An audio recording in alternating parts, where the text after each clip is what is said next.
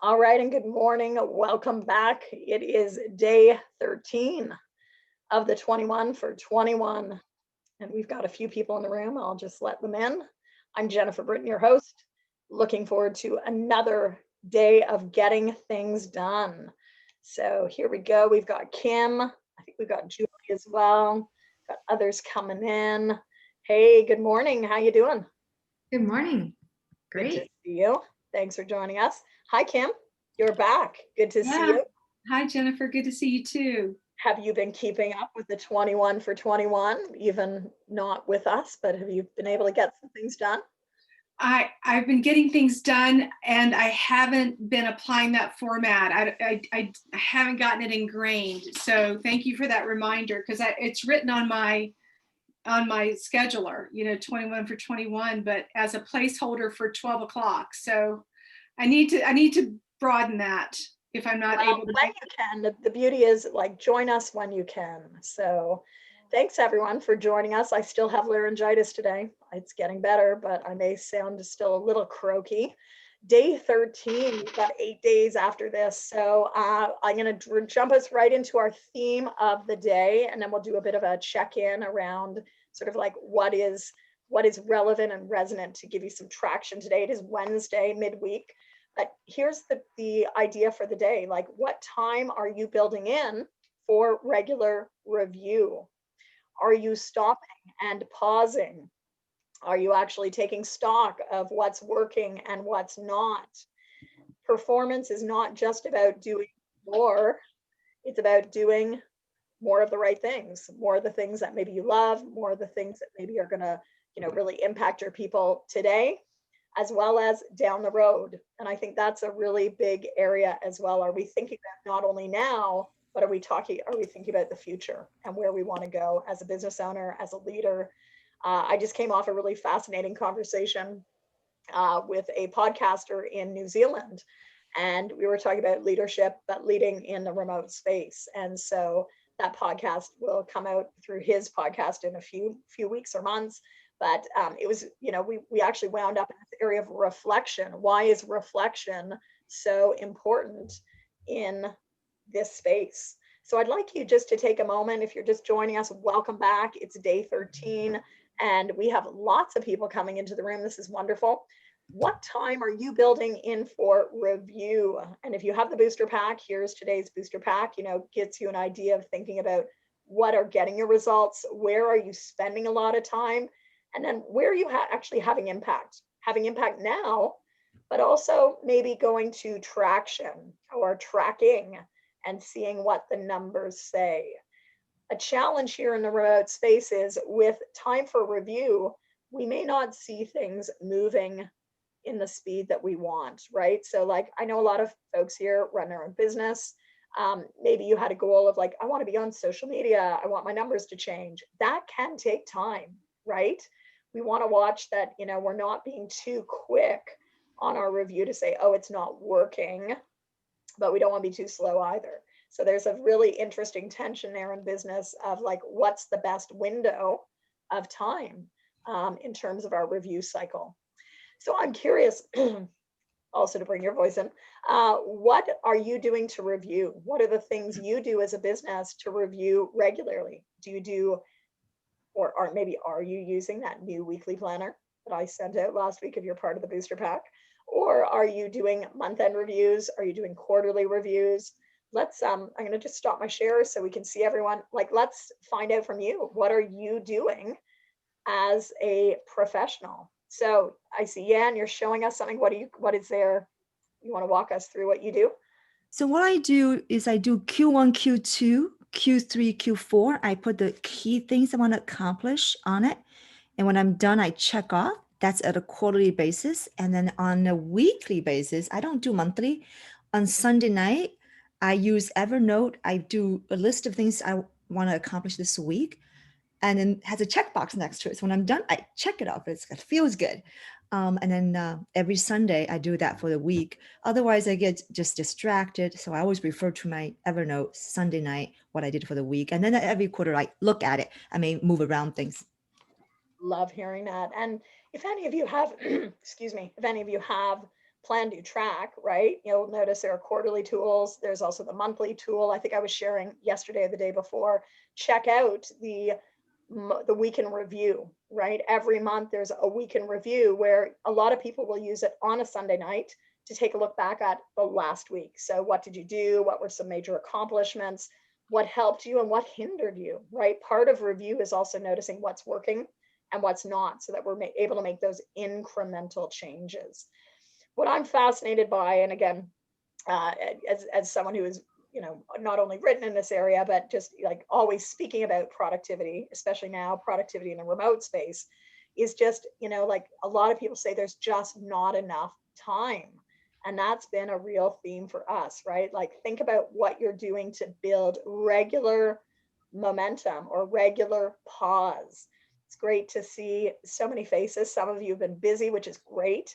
But what are you doing to fill your own energy again? What are you doing to make sure that you do have these micro windows to get into action? Are there any other planning tools that people want to share? Things that you enjoy, things that you're using?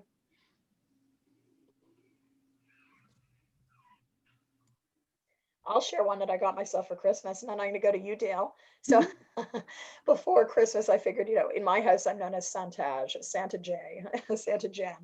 And I was like, what am I going to put in my own stocking this year? So I got myself a little thing. It's called a Rocketbook. I got mine at Staples. So, just an office supply store. But what the Rocketbook is, it's an analog planner. So it is like a paper-based planner, but it's one that uses erasable pen and then has special markings so that you just take a snap of it on your photo and it gets immediately PDF'd and sent into whether it's Dropbox or Google Forms or wherever you want it to go. And so you can then reuse the notebook, and it's a beautiful coil notebook, comes in 3 different sizes, but I found it to be really, really valuable because I love paper. I'm never gonna leave paper, but I don't always need to be working on paper. So I can sort of do my brainstorming and get that feeling in and then erase it, but also have the digital copy of the brainstorm. So check that out. Rocketbook. I got mine. How do you reuse it? If it's January, the date Monday is this day, how do you reuse a month? Oh yeah, so they don't go into planner. So it's not a good planner, but it does have, I think there is maybe a weekly review, but you could just set up your own format, right? You could just say, okay, what worked well, what didn't work well. I've got a page like Yan talked about on quarterly goals. So I can build onto that. I've also taken a quick photo, so it's on my phone, because sometimes we have our phone, sometimes we have our stuff. It's sort of an interesting space that we live within. So let's go to you, Dale, and then I see Julie's put something in the chat. So we'll go Dale first, and then over to you, Julie. Well, my tool is very, very simple. I use my calendar. I've got my phone, I've got an iPhone, my Mac, and my iPad. So I use the calendar and I put everything into the calendar, from meditation all the way through to exercise, to my appointments, because I was getting confused with and I didn't have the time to go to all these different sources. So my calendar is my absolute anchor. It keeps me, it's like my PA, at least from a time management point of view. Even going to sleep, or if I've got an appointment, leave home now will be something that you will see in my get dressed, because I know me and I know the things that I would do and easily get sidetracked. The other thing I do is I use an app called NoteShelf, and some of you may know it. And in NoteShelf, I create books, and there's a book for just about every topic, for every client, for every topic that I'm researching, like leadership or conversational intelligence, as the case may be. And so I know that's the one place I can go to where I may have stored PDFs of good articles. I may have my own, thoughts noted, and I may even have my notes from various sessions that I'm doing. So just those 2 things, because I get confused very quickly. And it's too much. And it may just be the volume. It sounds like the volume of things, right? There's only so much information our brains can hold. And there's a tax, there's an energy tax on what we're actually trying to retain. So studies have shown, right? How are you cataloging? How are you also letting information go? it's fascinating when you turn to the digital space. So Dale, there was a quick question. Is that note shelf, like shelf on a Yeah, thing? note shelf, NOTESHELF. But you know, I have to tell you one more thing. If whatever you're doing, please put in the time for yourself. Jennifer, you were kind of talking about that just now. Yes. Plug in some time that you can take for yourself without feeling guilty. I mean, I might spend 3/4 of the time feeling guilty, but no, I'm kind of moving myself out of that into being able to say, okay, 15 minutes. You see, like how we do 21 minutes, 15 minutes. Switch off everything. Yeah. Take an hour, right? If you don't do it, the Or day is day. going to go and you're going to wake up tomorrow and go, oh, okay. And It you know, helps. those are the things that lead to burnout, you know, as someone who led for many years in crisis situations, and I was on 24/7, you know, working around the clock. The thing that I knew I had to do was really carve out that time. Because if you know, if you don't, it's going to catch you. So Julie, let's go to Julie. Julie, it sounds like you've used Rocketbook. Yeah, I was quite fascinated by the notebook and how you can upload it and then you can save the documents we save them in Dropbox.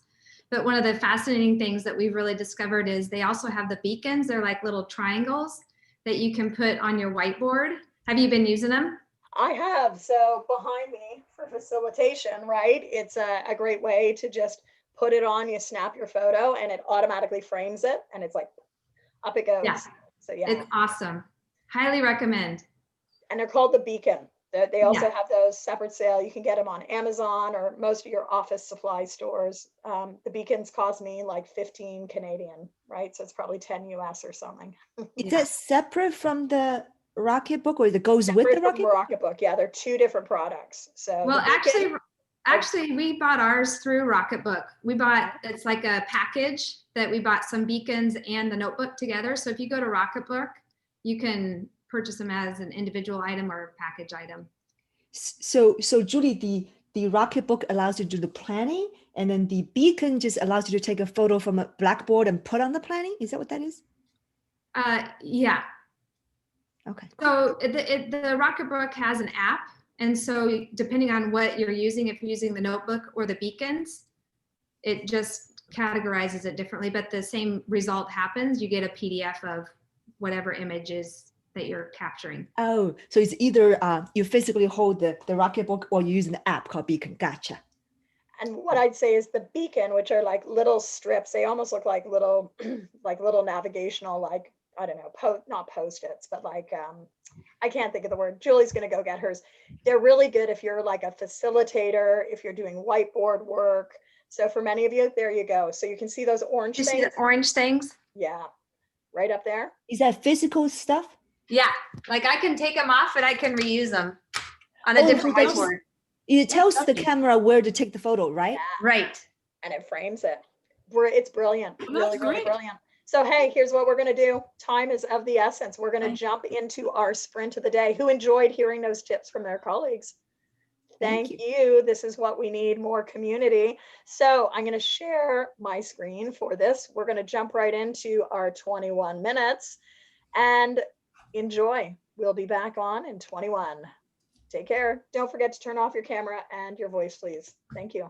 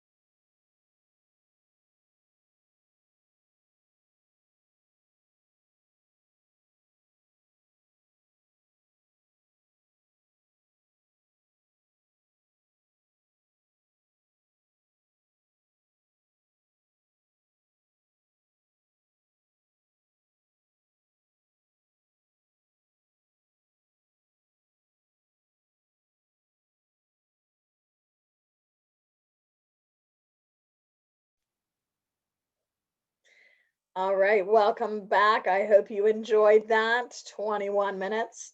What's your 13th takeaway? Share it with us in the chat. What did you get done, or what did you enjoy about this process? Let's see what we've got in our chat. And have to say, for midweek, it was really good to get some stuff done. Any insights today that were a little different than normal? So for Check Ming, back at 1 a.m., focused to get my coachy letters out. Excellent. I'm glad you joined us again, Check Ming. Sherry, I finished editing a newsletter article. Yan did some research for publications. Awesome. Deb worked through printing the planning sheets in PlanDoTrack. Awesome. And Dale, cash flow planning. Ooh, that's exciting. Marty started a video on marketing. EPEC refined a group program. Melissa continued to work on the 21 days packet. Day 2 was excellent for reflecting our theme from today. Thank you, Melissa. And if you missed the early bird special, it's still available to you. If anyone wants to pay in multiple installments, let me know.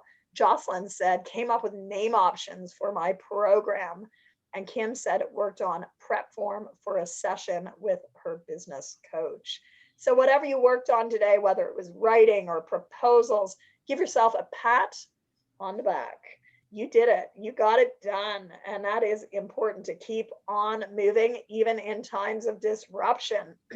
So tomorrow we are back. Tomorrow's day 14. Tomorrow is not Friday, but I'll say it here. Reminder, Friday's call is not at 12 a.m. or 12 noon, excuse me. It will be at 3 p.m. Okay, so 3 p.m. on Friday. Please schedule that. I will also be doing another social for those who are in the booster pack.